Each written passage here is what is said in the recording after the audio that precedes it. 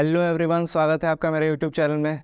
आज हम शुरू करने जा रहे हैं haloalkanes and haloarenes का 5वां लेक्चर, जिसमें हम पढ़ेंगे कुछ स्टीरियोकेमिकल टर्म्स के बारे में और हैलो अल्केन्स की केमिकल प्रॉपर्टीज़ के बारे में। तो चलिए शुरू करते हैं। सबसे पहले हम बात कर लेते हैं ऑप्टिकल आइसोमेरिज्म की।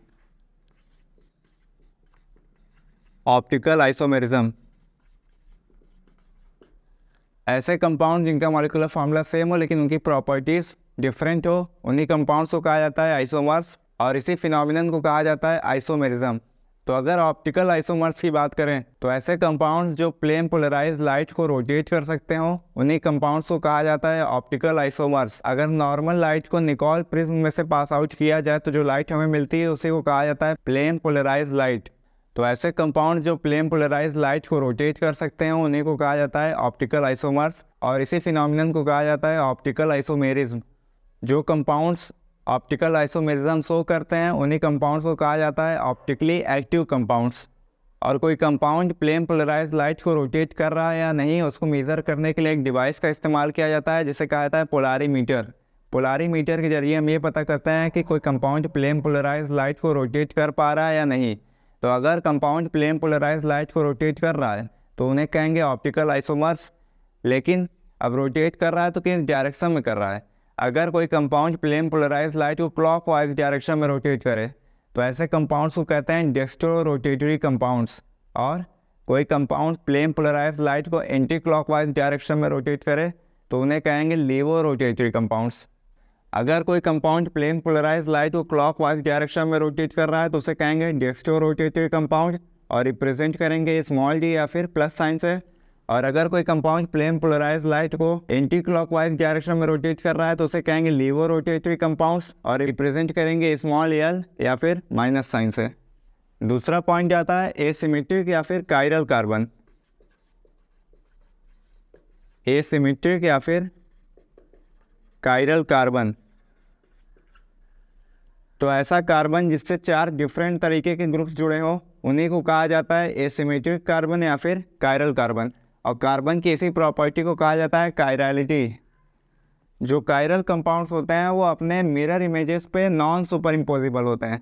अगर हम कोई ऑब्जेक्ट ले रहे हैं और उसका मिरर इमेज बना रहे हैं, ये दोनों एक दूसरे की मिरर इमेजेस हैं। अगर ये मिरर इमेज इसके ऊपर आके सुपर इम्पोज हो जाए तो हम ये कहेंगे ये सुपर इम्पोजिबल मिरर इमेज है, और अगर सुपर इम्पोज ना हो तो कहेंगे non super imposable mirror image है। तो एक हाथ का मिरर इमेज दूसरे हाथ पे नॉन सुपर इम्पोज हो रहा है। नॉन सुपर इम्पोज मतलब पूरी तरीके से मिरर इमेज एक दूसरे को ढक नहीं पा रहे हैं। जैसे कि एग्जांपल है,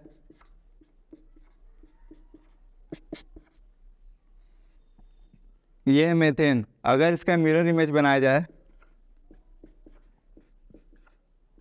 ये दोनों मॉलिक्यूल्स एक दूसरे के मिरर इमेजेस हैं। अगर इस मॉलिक्यूल को उठाकर इसके ऊपर रखा जाए तो नीचे वाले इमेज को पूरी तरीके से ढक देगा, यानी ये सुपर इम्पोज्ड मिरर इमेज बना रहा है। लेकिन अगर इस मॉलिक्यूल का मिरर इमेज बनाया जाए तो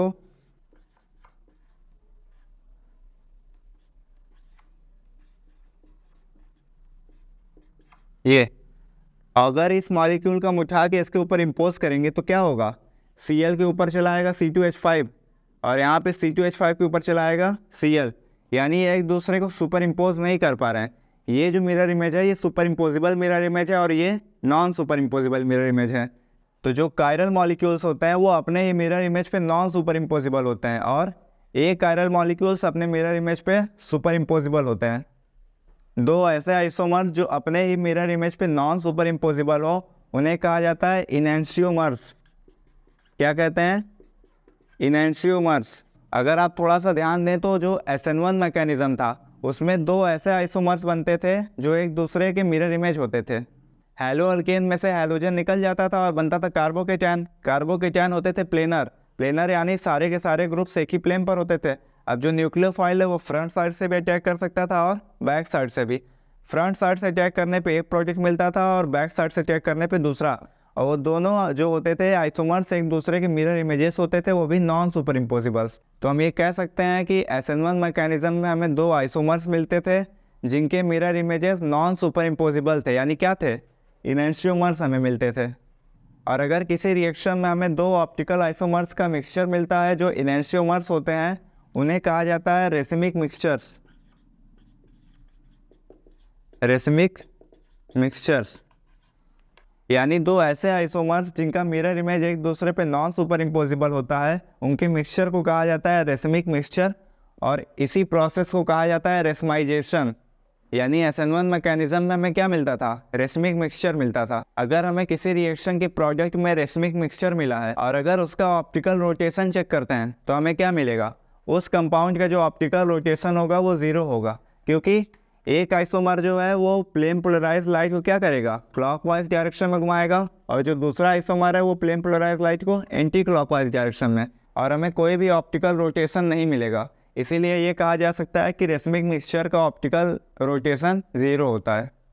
अब बात कर लेते हैं रिटेंशन एंड इन्वर्जन की। अगर किसी केमिकल रिएक्शन में कंपाउंड्स के बॉन्ड्स का जो अरेंजमेंट है वो रिएक्शन कंप्लीट होने के बाद बिल्कुल वैसा ही हो, तो इस प्रोसेस को हम रिटेंशन ऑफ कॉन्फ़िगरेशन कहते हैं। कॉन्फ़िगरेशन का मतलब होता है जो बॉन्ड्स का अरेंजमेंट है, जैसे रिएक्शन के पहले था वैसे ही अरेंजमेंट रिएक्शन के बाद है, तो हम क्या कहेंगे? Retention of configuration. लेकिन जैसा बॉन्ड का अरेंजमेंट पहले था बिल्कुल उसका इन्वर्स हमें मिल रहा है रिएक्शन खत्म होने के बाद, तो हम क्या कहेंगे? Inversion of configuration. जैसे अगर SN2 मैकेनिज्म में ध्यान दिया जाए तो कार्बन के साथ यहाँ हेलोजन जुड़ा है और यहाँ पे इस तरफ 3 हाइड्रोजन जुड़े हैं, लेकिन जैसे ही न्यूक्लियोफाइल आके पीछे से अटैक किया, हेलोजन को निकलने के बाद जो हाइड्रोजन इस तरफ झुके थे वो कैसे हो गए? इन्वर्स डायरेक्शन में झुक गए, यानी बॉन्ड्स का जो अरेंजमेंट है वो इन्वर्स हो गया। तो हम ये कह सकते हैं कि SN2 मैकेनिज्म में हमें क्या मिलता है? इन्वर्स ऑफ कॉन्फ़िगरेशन मिलता है। SN1 मैकेनिज्म में हमें रिटेंशन और इन्वर्जन दोनों देखने को मिलता है, लेकिन SN2 मैकेनिज्म में सिर्फ इन्वर्जन ऑफ कॉन्फ़िगरेशन होता है। चलिए अब अगले केमिकल प्रॉपर्टीज़ की बात कर लेते हैं, जो है आपका एलिमिनेशन रिएक्शन। एलिमिनेशन रिएक्शन, तो अगर कोई ऐसा हेलोअल्केन जिसमें बीटा हाइड्रोजन प्रेजेंट हो, उसे अल्कोहलिक KOH के प्रेजेंस में हीट किया जाए तो बीटा हाइड्रोजन और हेलोजन तो दोनों उस मॉलिक्यूल से बाहर निकल जाते हैं। इसी रिएक्शन को कहा जाता है एलिमिनेशन रिएक्शन। जैसे यहाँ पर एक हेलोअल्केन है, CH3 कार्बन के साथ ब्रोमीन जुड़ा है और यहाँ पे भी है CH3। तो अगर इसी हेलोअल्केन को अल्कोहलिक KOH के प्रेजेंस में हीट किया जाए तो हीट करने पे क्या होगा? हेलोजन और इसका बीटा हाइड्रोजन, हेलोजन से जो कार्बन जुड़ा होता है उस कार्बन को कहते हैं अल्फ़ा कार्बन, और उस कार्बन से जुड़े हुए हाइड्रोजन को कहते हैं अल्फ़ा हाइड्रोजन। अल्फ़ा कार्बन से जुड़े कार्बन को कहते हैं बीटा कार्बन, और बीटा कार्बन से जुड़े हाइड्रोजन को कहते हैं बीटा हाइड्रोजन।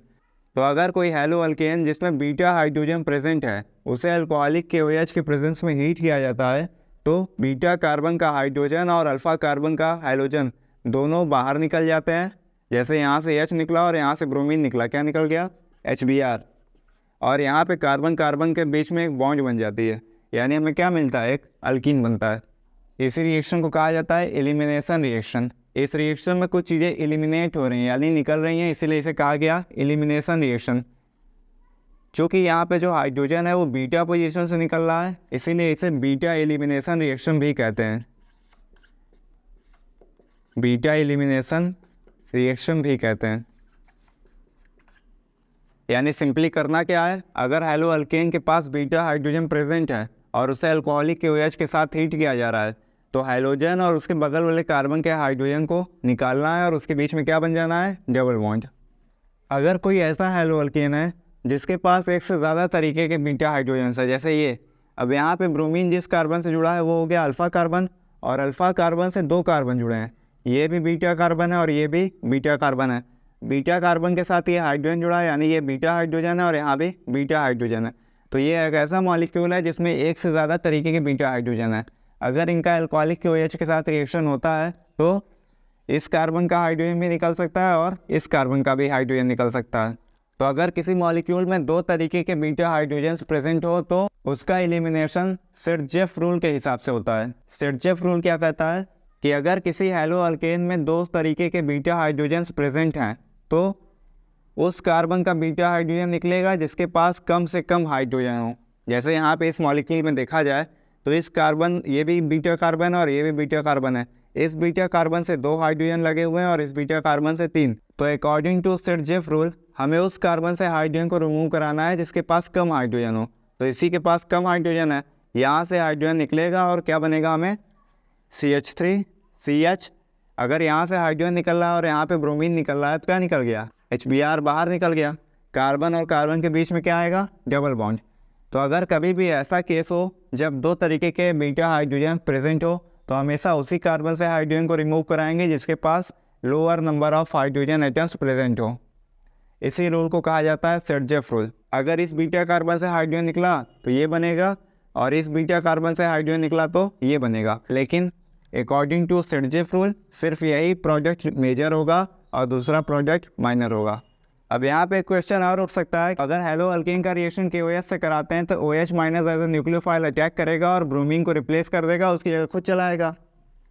और एलिमिनेशन रिएक्शन में भी यही हो रहा है। एलिमिनेशन में भी हेलो अल्केन KOH के साथ रिएक्शन करके हमें क्या दे रहा है, अल्कीन दे रहा है। तो किसी रिएक्शन को देखकर हम पहचानेंगे कैसे कि उसमें सब्स्टिट्यूशन होगा या फिर एलिमिनेशन होगा। तो उसके लिए हमें यह ध्यान देना है कि अगर कहीं पर एक्वस KOH है तो एक्वस KOH के प्रेजेंस में हमेशा क्या होगा, सब्स्टिट्यूशन होगा। लेकिन अगर आप थोड़ा सा ध्यान देंगे तो एलिमिनेशन के केस में अल्कोहलिक KOH यूज होता है और एलिमिनेशन के लिए हमें थोड़ी सी एनर्जी देनी पड़ती है। अगर कहीं पे एक्वस KOH प्रेजेंट है तो वो सब्स्टिट्यूशन कराएगा, लेकिन अगर अल्कोहलिक KOH है और हीट के प्रेजेंस में हो रहा है तो वहाँ पे क्या होगा, एलिमिनेशन होगा। यहाँ पे हमें ये ध्यान देना है कि aqueous KOH as a nucleophile work करता है, लेकिन alcoholic KOH as a base work करता है। न्यूक्लियोफाइल का काम क्या है, कार्बन के ऊपर अटैक करना, और अगर कार्बन के ऊपर अटैक करेगा तो वहाँ के हाइड्रोजन को वो रिप्लेस कराएगा यानी सब्स्टिट्यूशन कराएगा। लेकिन अगर अल्कोहलिक KOH है तो वो एक्ट करेगा एज अ बेस, और एज अ बेस अगर एक्ट कर रहा है तो क्या करेगा, इसके हाइड्रोजन को अपनी तरफ खींचेगा और क्या हो जाएगा, एलिमिनेशन हो जाएगा। अब बात कर लेते हैं अगले केमिकल प्रॉपर्टीज़ की, जो है reaction with metals. Haloalkanes metal के साथ रिएक्शन करके क्या देते हैं। तो अगर रिएक्शन ऑफ मेटल्स की बात करें तो हमें यहाँ पे दो रिएक्शंस पढ़ने हैं, पहला है ग्रिग्नॉट रिएजेंट और दूसरा है वुड्स रिएक्शन। तो अगर ग्रिग्नॉट रिएजेंट की बात करें तो हेलो अल्केन मैग्नीशियम मेटल के साथ ड्राई ईथर के प्रेजेंस में रिएक्शन करता है तो हमें मिलता है कंपाउंड जिसे कहते हैं ग्रिग्नॉट रिएजेंट। अगर कोई अल्किल ग्रुप मैग्नीशियम के साथ जुड़ा हो और मैग्नीशियम किसी हैलोजन के साथ जुड़ा हो तो इसी कंपाउंड को कहा जाता है ग्रिग्नॉट रिएजेंट। क्या कहते हैं, ग्रिग्नॉट रिएजेंट। ग्रिग्नॉट रिएजेंट बनता कैसे है, अल्किल हैलाइड का रिएक्शन मैग्नीशियम के साथ कराते हैं in the presence of dry ether तो हमें मिलता है ग्रिग्नॉट रिएजेंट। दूसरा रिएक्शन है रिएक्शन विद सोडियम। कोई भी अल्किल हैलाइड सोडियम के साथ रिएक्शन करेगा in the presence of dry ether तो हमें क्या मिलेगा, यहाँ पे हो क्या रहा है, कार्बन और हाइड्रोजन के बीच का बॉन्ड जब ब्रेक होगा तो बॉन्ड को कौन लेगा, ब्रोमीन, क्योंकि ब्रोमीन की इलेक्ट्रोनेगेटिविटी क्या होगी, हाई होगी। यहाँ से CH3 CH2 के दो मॉलिक्यूल्स आपस में जोड़ के क्या बना देंगे, ब्यूटेन बना देंगे। देखिए यहाँ पे क्या है, एथिल ग्रुप है, एथिल ग्रुप से ब्रोमीन जुड़ा है, ब्रोमीन यहाँ से बाहर निकला, दो एथिल ग्रुप्स आपस में कंबाइन हो गया और क्या बना दिए, ब्यूटेन बना दिए। ब्रोमीन पे माइनस था, सोडियम के पास चला गया और क्या बना दिया, NaBr। आज के लेक्चर में इतना ही। अगले लेक्चर में हम बात करेंगे केमिकल प्रॉपर्टीज़ ऑफ हेलोएरिन्स। अगर आपको वीडियो पसंद आई हो तो वीडियो को लाइक कर लीजिए और मेरे चैनल को सब्सक्राइब कर दीजिए।